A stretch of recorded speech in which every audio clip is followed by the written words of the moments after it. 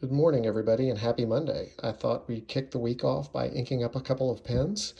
I've got in front of me two recently acquired ones. The first is a custom 823 from Pilot. It's in amber, recently available in our shop. This particular pen isn't a recent addition for me. I've had this for several years, but it is recently added to our shop. A lot of people have asked me about this pen, particularly how to fill it. A lot of people consider the 823 as one of their first, nice workhorse $300 plus pen purchases.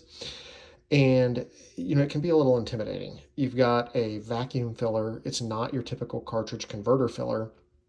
But if you take a look at it, and I'll show you how to fill it, we have some Pilot Tsukio, very old bottle of Pilot Tsukio from the Iroshizuku line, which is a great ink.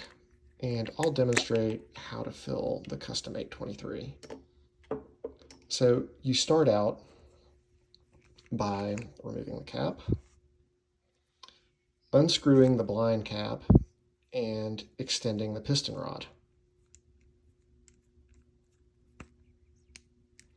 Now, with that rod extended, this particular pen fills with a vacuum, meaning that you're going to submerge the nib into the ink, and when the nib is fully submerged, probably up to the section about here, you're going to depress the rod. And what that does is it's going to drive it's not a piston, but it's kind of the piston head down past the seal, and that will create a vacuum and suck ink up into the barrel.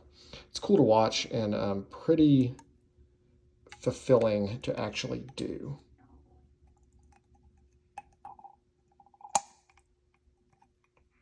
Now that is cool.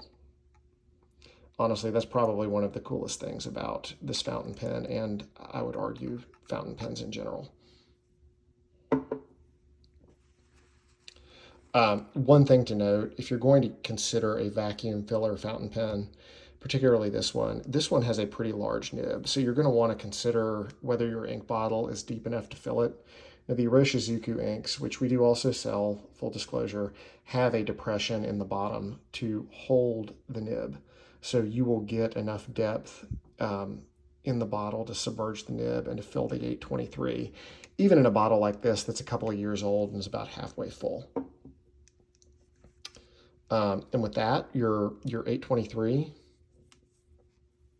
has a good volume of ink. I mean, I don't really worry about filling it up all the way. There's techniques you can use, pumping the filler twice to get a little bit more ink in it. I mean, this amount of ink, half the barrel, is going to last me for a very long time, probably a couple weeks.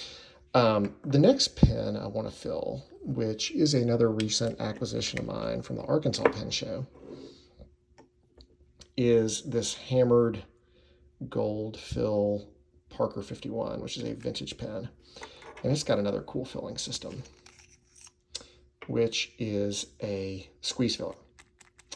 An aerometric, technically, but it's essentially a squeeze filler. It's connected, it doesn't disconnect. It's an integrated filling system.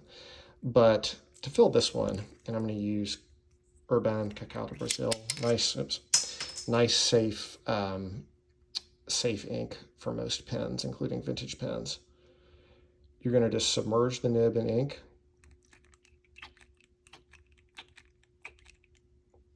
Squeeze it about 5 times. Feel free to make a mess like I just did, because I'm a klutz. But you'll get pretty good fill off of that one.